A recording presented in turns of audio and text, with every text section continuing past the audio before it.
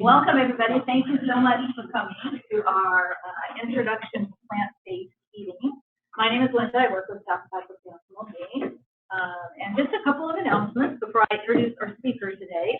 We have a couple of programs coming up, one of which is close to my heart. It's the diabetes prevention program. We have a new cohort starting in June. And so if you know anyone who's interested or are interested yourself, be sure to go to wellbeing.ucdavis.edu. That's our website.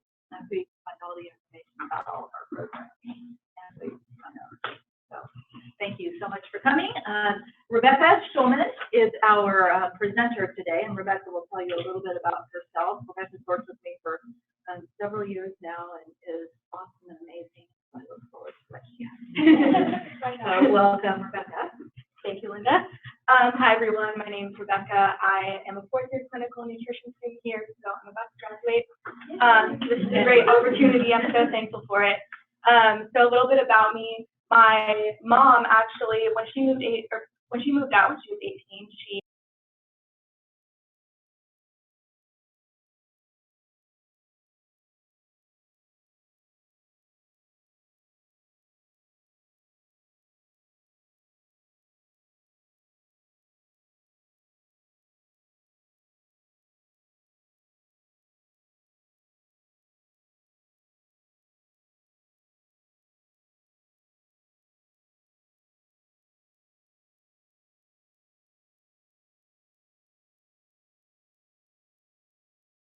really easy, and there's a lot of really simple things you can do to at least increase the amount of plant-based foods you're eating.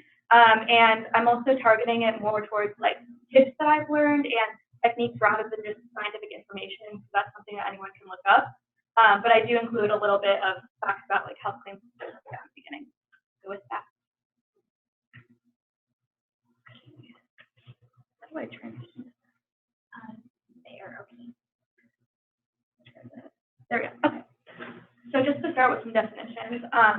So plant-based basically means, there's a lot of different definitions, but in essence, eating more plant-based foods and plant-based proteins and decreasing the amount of animal products you're eating. So you could either decrease the amount or eliminate it, that's up to you. And the clear indication between plant-based and vegan is that vegan is more so a full lifestyle. So you wouldn't be purchasing like leather, for example, as well, and that would be, and also not eating honey. I personally do eat honey, but plant-based is more like a general term for just reducing, and it's a little bit less strict.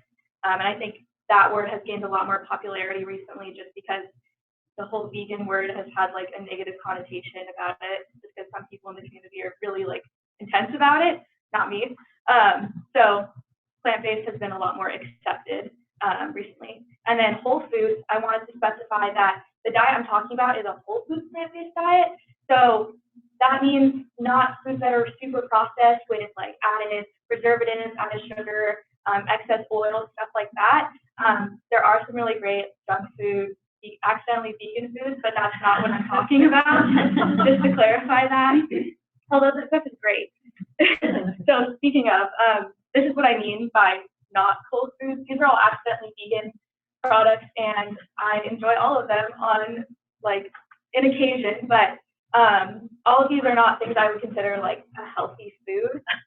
Even like the Beyond Meat, I'm really happy to see that it's everywhere. It's really good, but it's not something I would recommend eating like every day or every meal. It's more so like special occasion food. But yeah, I definitely enjoy these foods in moderation. Okay, so starting off with some of the great health benefits of plant-based diets. The first one is disease prevention. So one of the studies I really like to mention is the China study. I don't know if anyone's ever heard of it, but it's one of the largest comprehensive nutrition studies ever conducted.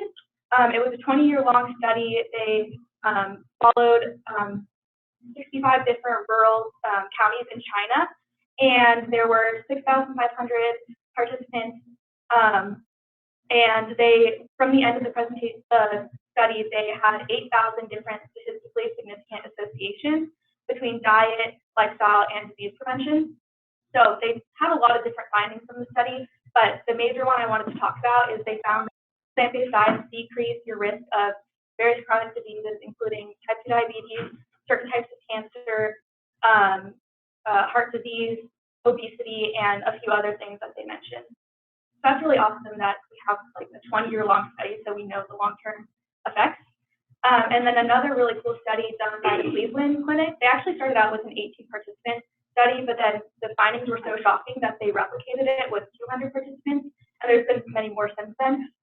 But from the 200 participants that were admitted to the clinic with chronic heart disease, they treated them with a whole foods plant-based diet, and at their 4-year checkup, 93% of those that followed the plant-based diet never had another serious heart event or mortality, stroke, anything like that, versus the people that did not adhere to the plant-based diet, 62% of those people did have another event.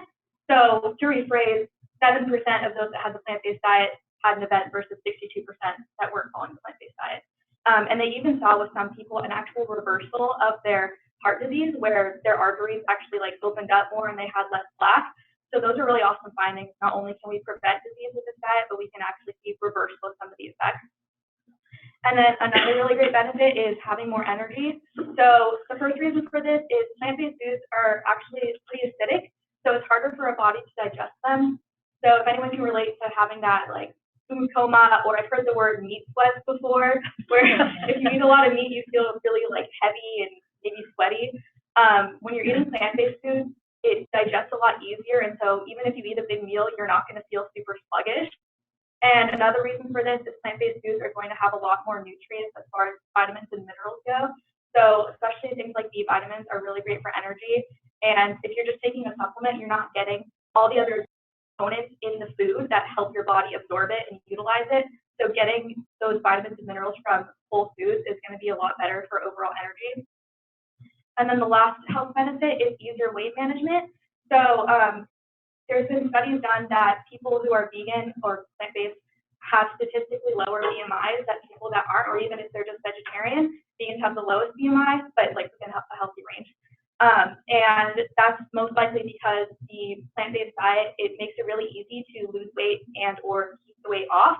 Just because within the diet, if you're eating whole foods, you don't feel restricted and you don't have to worry about like not eating any carbs, or with like keto diet or Atkins, it's very sustainable, and most people will feel really satisfied and nourished from that. And the last reason for this could be also that fiber in the diet is really beneficial for our gut microbiome. There's been a lot of research about the link with our gut microbiome and overall health. It's definitely really good for immunity, but also there's been a lot of links shown with obesity. So, for example, there's been a lot of studies with mice where they'll take the gut microbiome through like the feces of lean mice and put it in an obese mouse, and then that mouse will actually lose a lot of weight and not be obese anymore without any sort of diet intervention. So we know that there's some sort of link with our gut microbiome and our risk for obesity. So definitely eating a lot of fibrous foods is really beneficial for our gut microbiome, and it could have a link to weight management and immunity and many other things. Oh, also, if you have any questions, feel free, or comments, feel free. Yeah. Yeah, I've heard that word a lot. What does that mean? Microbiome. Yeah, so we have a lot of bacteria in our intestines, especially like going towards the colon, and that's super important for digesting food, and they thrive off of fiber. So, and they produce short-chain fatty acids, and so it helps with like your gut barrier to prevent like pathogens from entering your gut. But everyone has a unique gut microbiome, and it's really beneficial for it's basically like a symbiotic relationship with us and our gut microbiome. Kind of like an inner environment, like our own tropical forest. Exactly. Yeah, exactly. It's like you can use that phrase if you like. They're never around. Yeah, exactly. No, we're basically the host for these microbes, and so they thrive off the food we eat, and then we also benefit from their protection in our bodies. Yeah, of course. Yeah. So if anyone has questions, feel free, and I'll also have time at the end for questions as well. Cool. Oh, cool. Okay.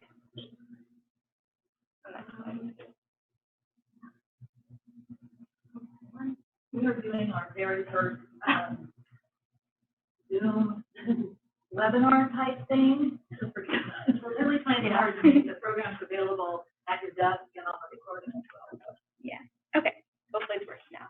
So there's also been a lot of publicity about the environmental benefits of plant-based diets, which is really awesome because our to be trying our best to help prevent that.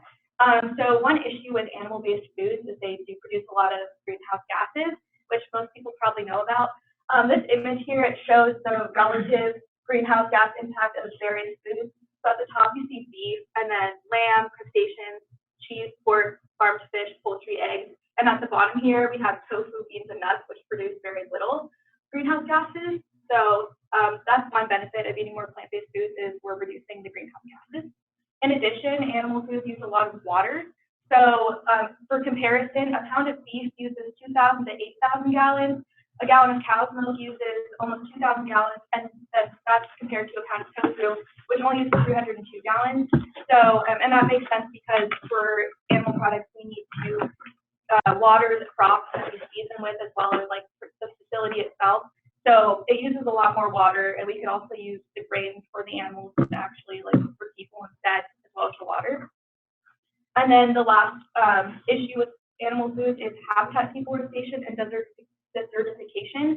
So when they create like, I don't know what the word is, like pastures for animals, those animals will destroy the native vegetation, and they cause the soil to become like basically sterile or infertile, so we can't use it. And also in certain areas when it's an unethical practice, they'll destroy like rainforests, stuff like that. I think that's more so in other countries, but we have like international trade, so it still affects us. So those are just some of the things to keep in mind as far as environmentally. Any questions for that? So here, transitioning on to a more positive note, I wanted to show everyone just some ideas of things that you can eat that are plant-based, and everything looks really delicious. I don't know if there'll be sound.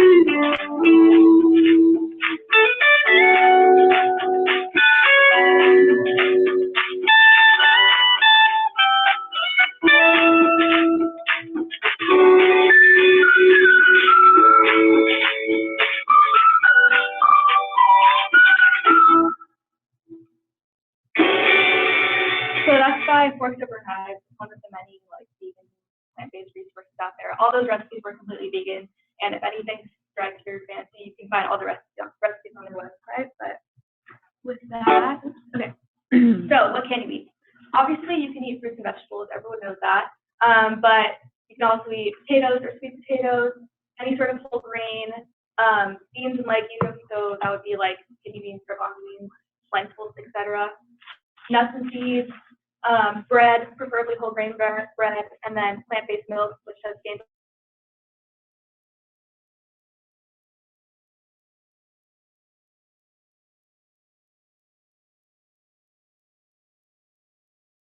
is not fermented, but tempeh is. That's the main difference, and I included a picture. It kind of comes in this big block, but you can basically use any sort of flavoring with it, and it kind of has like a umami, like nutty flavor. And it has probiotics in it, which is great. And then seitan, another one people don't know about, it's wheat gluten, and it's super high in protein. It's like one of the highest sources of protein of plant-based foods. And once again, it'll take on whatever flavor you want. And then also mock meats and cheeses. We have a lot of really great ones on the market right now. I do want to clarify that should be more in moderation, just because it is more processed and usually more expensive. So I kind of pick and choose. But it is a really great option if you are like trying to transition or you want to treat yourself to something. Okay, so building a plant-based plate. In the top right corner, this is the My Plate by the USDA. You can definitely follow that if you want to. I crossed out the dairy, obviously, and I would replace that with healthy fats. So the main components are going to be grains or starches, so quinoa, brown rice, whole grain bread, or like potatoes, sweet potatoes. Those are all going to be a good source of carbohydrates. And then plant-based protein, which I will talk about in a little bit. Fruits and veggies, one or the other, whatever you like. And then fats and garnishes. So you could have like sprinkle nuts and seeds on, avocado, or make guacamole. You could do like a tahini drizzle or some sort of dressing, any sort of salad dressing. Adding hot sauce, different spices and flavorings. Sauerkraut is really good. It's like if you don't know, it's like fermented cabbage, and that's a really good source of probiotics. Nutritional yeast is one of my favorites. It's like a powdery, kind of like a cheese replacement, and you can sprinkle that on your food, and it has actually a lot of protein, and it's usually fortified with a lot of vitamins. You can actually get it at Trader Joe's, which is really cool. So you guys should all try it. It's really good. I got a lot of my housemates on board to eat that. So those are the main components. And then here's some examples of what your plate could look like. The one in the middle more so looks like the My Plate. This is kind of usually called a Buddha bowl. So you have your grain, your protein with the chickpeas, your greens, and then a healthy fat with the avocado, plus a dressing and some black sesame seed accents on there. And then, but it doesn't have to look like that. So there's a stuffed sweet potato with some beans, and you could have like some vegetables on the side. There's a vegan pizza where they use a cheese alternative on there. You can make a big stew and have like your protein and your carbohydrates and vegetables inside the stew. That's one of my favorite techniques. I just throw everything in a pot and you season it, and it's really easy, especially in winter.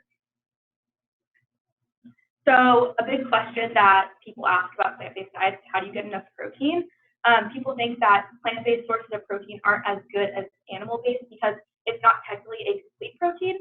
So what that means is animal-based foods will have all 9 essential amino acids that we have to consume in our diet, and there's only 2 plant foods that have that, which is soy and quinoa. However, it actually is totally unnecessary to eat all 9 in one specific food. You can eat like different foods throughout the day or throughout every couple of days, and your body will utilize what it needs to. You don't have to eat it all at once. So if you're eating a variety of protein sources, you can easily get all 9 essential amino acids. For example, pairing beans and rice, you'll cover all your bases there. So it's really not something anyone has to worry about. But just some examples of some really high protein sources. Seitan has 21 grams. This is per serving. You can find a lot of vegan protein powders, meat alternatives. Beans and lentils have up to 9 grams per half cup. I really like bean pasta. It's usually made of like chickpeas, black beans, lentils, and it feels like you're eating pasta, but it has a lot of protein. Edamame, tofu, and tempeh. And then people also don't think about that vegetables have protein too. So if you're eating a lot of vegetables, which you would be, it really does add up. So all of these, they have like 4 to 5 grams per 1 cup, I believe. So that'll also really add up throughout the day.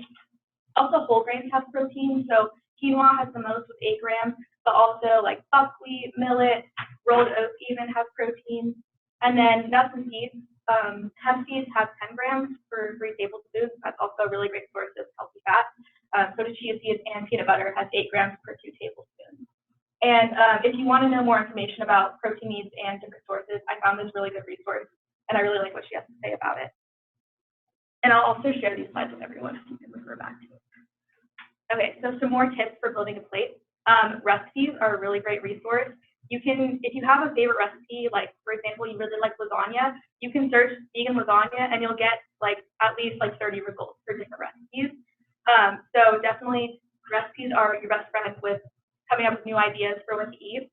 Also, fake meats and cheeses, I guess it's not fake, but you know, alternatives as substitutions can be helpful. So if you have a recipe you really like and it's maybe like pasta with sausage in it, you could find there's some really good like plant-based sausages out there, and you could substitute that in. Once again, more so in moderation, but it can be a really great tool. And then also reframing your mind where think about dishes where meat isn't the star. So rather than thinking of like the traditional like American meal where it's like a big steak and mashed potatoes and creamed peas, think about like other sorts of dishes where it's not centered around the meat. So things like stir fries or burritos, stews, just anything where it's not just like the big pieces of meat. So that can help you come up with new ideas. And then supplements. So supplements are kind of tricky because every person's really different, but these are the main ones that I would recommend for anyone who's eating plant-based, or even just anyone in general. B12 is the main one. It's actually recommended for everyone over the age of 50 because we decrease our ability to absorb it from food as we age. And it's actually a nutrient of concern for the entire population, but especially with plant-based foods because it doesn't come up naturally. Actually, traditionally, it was in the soil bacteria, and so we were able to get it from plant foods. But with our current farming practices, we wash away all that soil, so we're not getting it from plant foods. So that's something to eat to supplement if you are eating a plant-based diet. It can also be found supplemented in plant-based milks and breakfast cereals, and also nutritional yeast will often have it. But yeah, that's recommended. Also, when you buy it, look at what percentage it is on the back. It's usually something ridiculous, like 6,000 or 10,000% of your daily need. And although it is a water-soluble vitamin, our body will store it actually. So I only take one once a week, and you don't need to be taking it every day. It's a waste of your money. But that's recommended for everyone. So go ahead and pick one of those up. And then also vitamin D. That's another nutrient of concern for the entire population, but it's usually fortified in dairy milk, so it's something to consider. If you want to get it from the sunshine, you can just get unprotected sun exposure. So no sunscreen on for 20 minutes, and that will cover your vitamin D requirements. But if it's wintertime, you work in an office, or you have sensitive skin, you can take a supplement for that. And then the last one is omega-3s. So a lot of people already are taking a fish oil supplement, but actually the fish get it from the algae. So I wanted to mention that there are vegan algae omega-3 supplements available, and omega-3s are really great for general cognitive function, skin, immunity, lots of different things. And also you can get it from flax, chia, and walnuts. However, there is some research that the conversion rate from the form in those plant foods to the form that we utilize in our body is kind of low. So if you're concerned about that and you want to cover all your bases, I'd recommend just getting some sort of algae-based supplement for that. So the daily recommendation as well, or? Yeah, so I did research on that, and the daily recommendation is kind of controversial, I guess. It's not something that you need to take every day, but if you want to just boost your overall health, you can take it daily. But there's no general rule for it. It's not one of those things that the FDA has said, oh, this is how much you need per day. I don't think. Am I right? Okay, yeah. Just as much as you want to take it, basically. So how to start? First thing, eat more fruits and vegetables. That's just something that everyone should be doing no matter what. It's a really big problem in our society, but just eating more fruits and vegetables in general is such a great thing you can do for your health. And then going along with that, if you fill your plate up more with plant-based foods, you'll have less room for these other foods. So fill your plate with a lot of fruits and veggies, whole grains, and then have a little bit of the animal foods, and that's a great way to transition or just reduce how much you're eating in general. Also, starting with just one meal a week or one day a week, doing a meatless Monday, trying one meal that has less animal products will help just reduce the amount that you're eating and also help you transition. Meal prepping and planning ahead is really important too. So I really like to roast a big batch of vegetables at the beginning of the week so I can just eat it as the week progresses.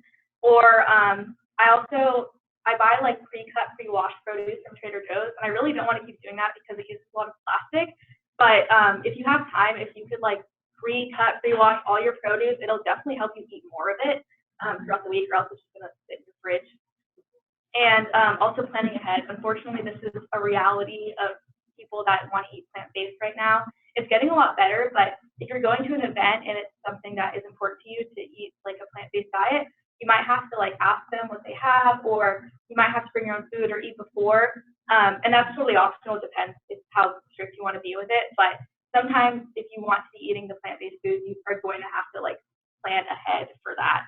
I'm so used to it that I don't really think about it anymore. And also in our society, people are actually understanding that people have different dietary restrictions. So I'm in a sorority with 150 girls, and I think there's 5 of us that are vegan. So at pretty much every event, there's an option for us, which is really great.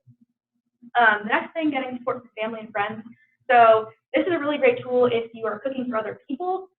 If you could educate your family on why it's important to you to eat more plant-based, and get them on board for at least like a Meatless Monday. That'll be a good tool because I totally understand that you don't want to cook something separate for yourself and then your whole family.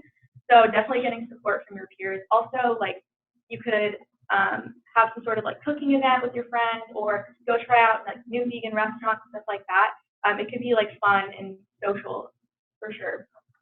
And then the last thing is just making small changes with your current meals. If you can just switch out one ingredient, like maybe get a dairy-free creamer instead of half and half, or try out the next time you go to Blaze Pizza, try out the vegan cheese instead of the regular one. There's really small things you can do just to like slowly transition, or at least just decrease.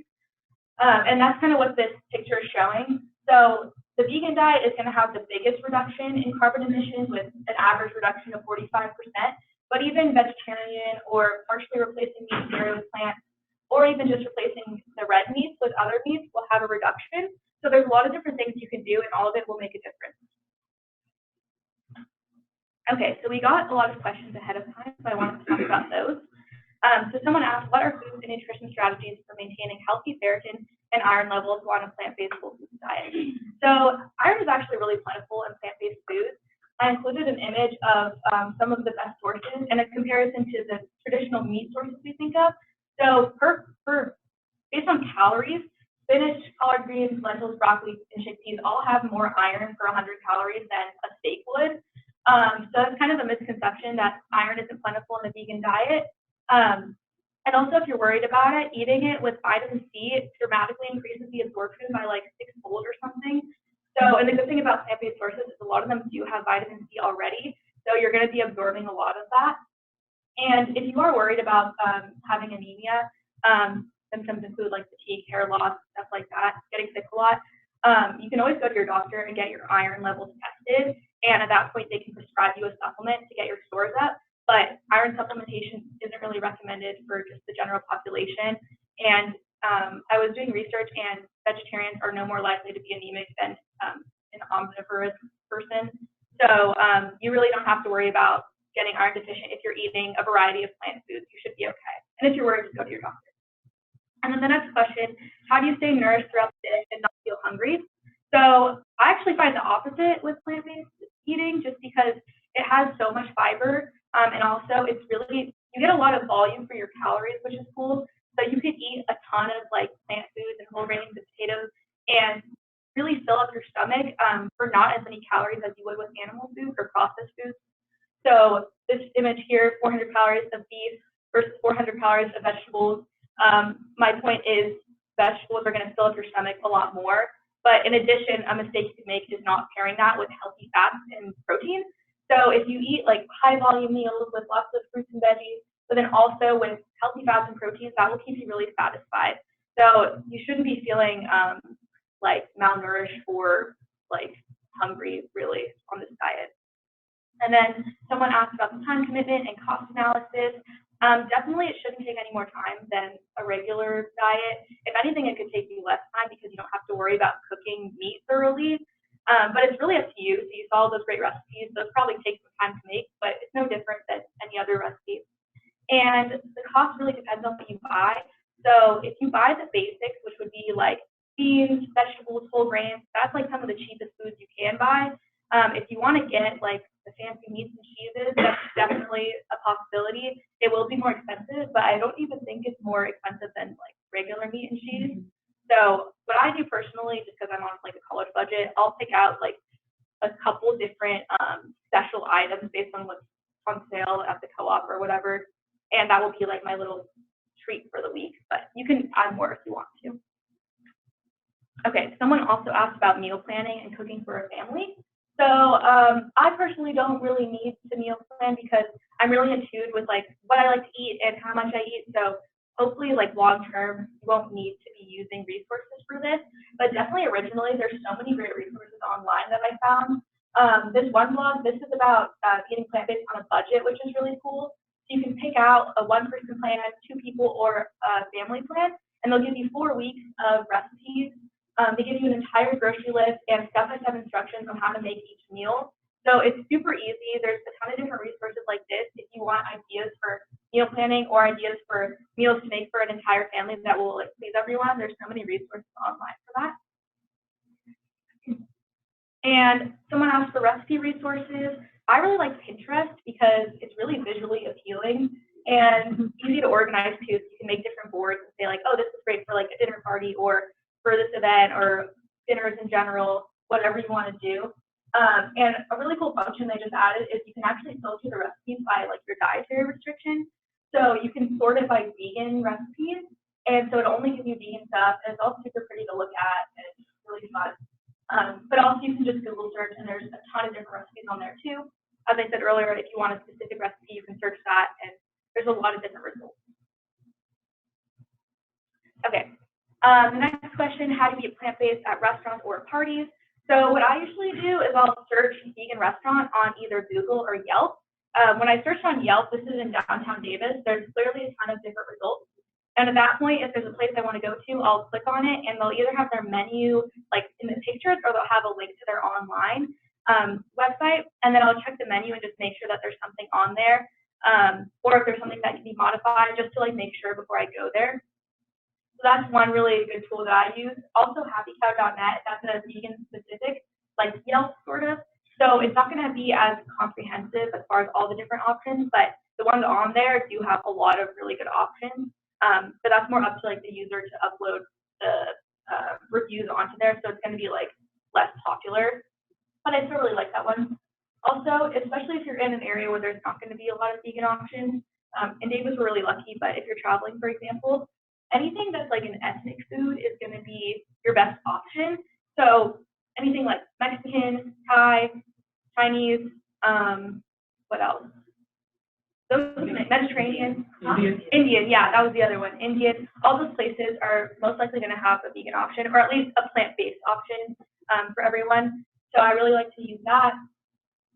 Google is your best friend in general. You can search any sort of chain restaurant with vegan in the title, and they will tell you what is vegan there. So if you're going to Wendy's, you could search vegan Wendy's, and there'll be articles about what you can get there that's vegan or how you modify it. So I'm like not the type that like, I don't really like to ask people what there is, because a lot of times they don't know. So I'll usually like look it up on my phone ahead of time, and that's how I know what's vegan there. And also asking. So I've only had a few experiences where people didn't know what vegan was or weren't willing to like check for me. But in general, anywhere you go, you can ask them what options they have or how to modify something, and they will be willing to they'll either know already, or they'll be willing to check for you and check the ingredients. For example, at Thai Canteen, I love Thai Canteen, there's certain dishes that aren't naturally vegan, but they will make it vegan for you. So if I want to get like the pad kimao, they'll just change the sauce for me to one that doesn't have like fish in it. And so it's a really easy thing. You can just ask them, and a lot of times they'll know what you're talking about and make adjustments for you. Okay, last question. How do I successfully maintain a plant-based diet? So the biggest thing I can tell you is don't think of it as a diet, because it's not meant to be like your typical diet where you feel restricted and you might get like the keto flu and you can't eat out anymore. It's totally up to you how strict you want to be. So if you just want to do meatless Monday, or if you just want to eat more fruits and vegetables, that's totally up to you. Like for me personally, I still identify as vegan, but like I do eat honey, and like I own a pair of Birkenstocks. Like there's small things that I've done throughout the years. It's a secret. No one tell. Don't tell the vegan police. But it's silly that there's these labels that you have to be like 100% or nothing. It's totally up to you how far you want to take it.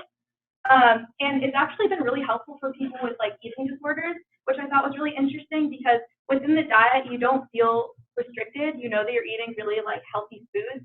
It's also really helpful for people that have a history of yo-yo dieting, where you go on some really strict diet, lose a bunch of weight, and then you just like rebound, because it's actually very sustainable, and you know that you're eating really healthy foods. You don't have to worry about the calories or the portioning as much, just because you can eat a lot more intuitively.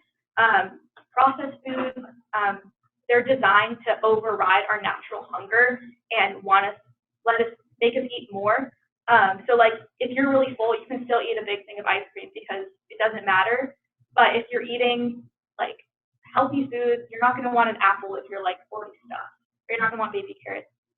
So it's helpful for eating just like really intuitively, being in tune with your natural hunger. Just eat till you're satisfied. There's a lot of fiber, a lot of volume, and so it's been very helpful for people to like lose weight, maintain weight, recover from eating disorders. a diet that's not really a diet, it's more so a lifestyle, and it's very sustainable and empowering for a lot of people. Okay. Does anyone have any questions or comments about anything? Yeah. I have a question about the alternative or mock meat. I think you're saying, you know, eat that in moderation or just in special case, people can process. So that sounds kind of like, well, eat whole foods and plant-based, but this is okay too, but just in moderation. So Yeah. tell me a little bit more about, Yeah, totally. you know, the mock meat and really should we just stay away from it? Yeah, so I mean, I did want to talk about like the health claims of the studies that I've mentioned are for like the whole food diet. It's not people that are just switching like the vegan chicken nuggets and the vegan cheese. It's like specifically when you're eating real foods. So I wanted to disclaim that. But as far as like the environmental impact, that's going to also, the fake meats are going to have a lot less environmental impact than the real meat or cheese and whatnot. So I thought that it would be important to include that just because if you're worried about environmentally, you can still enjoy those foods and you're helping the environment, which is why it's great that there's like the Beyond Meat and all of that. And also, I just have a mindset that everything's okay in moderation, which I think is like the right mindset. So I eat it personally, occasionally, and I feel like I'm a healthy person. So I wanted to clarify that like anyone can eat those and you're still doing a lot for the planet, and it's probably still better for you than like red meat, most likely, but it's not something that I would consider like a health food that you should be eating for every meal, if that makes sense. Does that clarify? Okay, yeah. But they're really good. I like them. Yeah. Could you repeat again which foods have all 9 amino acids? Yeah, so soy and quinoa both have all 9 amino acids, but you can also pair things together. So rice and beans will complement each other and be a complete protein. I've never worried about it, but some people are into like pairing of foods. But the main point is if you eat a varied diet, you will get all of those 9 essential ones very easily. Because I have a question. Yeah. What about dessert? Dessert. Yeah, there were. Stuff, you know, all that. Oh, yeah. The cookies and the cake and the pies that when the holidays come around, you're going, I did that, you know. Yeah, I have a huge sweet tooth, so I'm very into the desserts. There were a few clips on the video that I noticed, but in general, I think like vegan baking is one of the easiest things. I've been doing it for forever, but you can use like there's vegan butters out there that taste exactly the same and they're like the same consistency. So that's a really easy substitution if it doesn't use oil. There's also egg replacers. You can either get like a egg replacer, which is they use potato starch, I believe, but you can also use flaxseed or chia seed and make a like chia egg using just chia and water. What else are animal ingredients and stuff? Those are the main ones, right? Milk, there's plant-based milk. So pretty much any recipe you can adapt to make it vegan. I really like the healthy like vegan baked goods too, where you use like dates, which are really sweet like dried fruit. You can blend up the dates and use nuts. You can make raw desserts. Applesauce. Applesauce is a good substitution. Mashed bananas. So you can make really decadent desserts, but you can also make healthier versions too. It's up to you. One of the like foods that I usually treat myself to as far as processed goes, I'll usually get like some like coconut milk ice cream or like almond milk ice cream, and that's like my little treat. So that's what I like. I really like ice cream. But actually, one thing I did want to mention: has anyone heard of banana ice cream? Yeah. Okay. This is like the most amazing thing I've ever like experienced. So you take frozen bananas and you blend them in preferably a food processor or a high-speed blender with just like a dash of almond milk or whatever milk you want, and you could add like vanilla or cocoa powder or whatever. Blend it for a long time, and it whips up into this like softer consistency, and it's literally just bananas. So I use that a lot when I'm at home because I don't have a blender here, but like my mom makes it like every single night for us, and it's so good, and it's literally just fruit. That's a really good dessert idea. Yeah. Any other questions or comments? Oh. Yeah. Okay. One misconception too is that going vegan is more expensive. Yeah. Somehow there's that perception that I have to buy this other stuff, or I'm going to have to buy more of something to equal the quantity to get the quality of whatever. So yeah. Is that still an attitude that you think is still out there? Or definitely. Yeah, no, people mention that a lot to me, and I just think it's completely not factual just because like the basics of a vegan diet are the cheapest foods you can buy, as I was saying earlier. So like rice, beans, legumes, vegetables, if you're getting them from the right places, are really affordable. So I don't find that in my experience. If you want to get the fancy product, I think just because there's a lot of publicity for the fancy products, people think that it's a lot more expensive, but that's completely optional. So in my experience, I honestly think it's cheaper just because when I look at the prices of like the cheeses and meats, they're a lot more expensive than the plant-based foods. So I think it's like really up to you if you want to spend more money, but I don't think that's the case that it's more expensive at all. But I've definitely gotten that a lot. Yeah. Not to try and eat in season, so the fruits and vegetables that are in season are going to be a lot less expensive, and you'll get to try something that you've never even heard of or used before. So, like joining a CSA is something that you'll do for that too. Yeah, that's a really great tip. I work for the UC Davis Farmers Market too, and we always are promoting the local stuff. So yeah, definitely getting local is a really great tool, and it's also better for the environment because the food has to travel less distance. So it's beneficial all around. Any other comments, questions? Okay.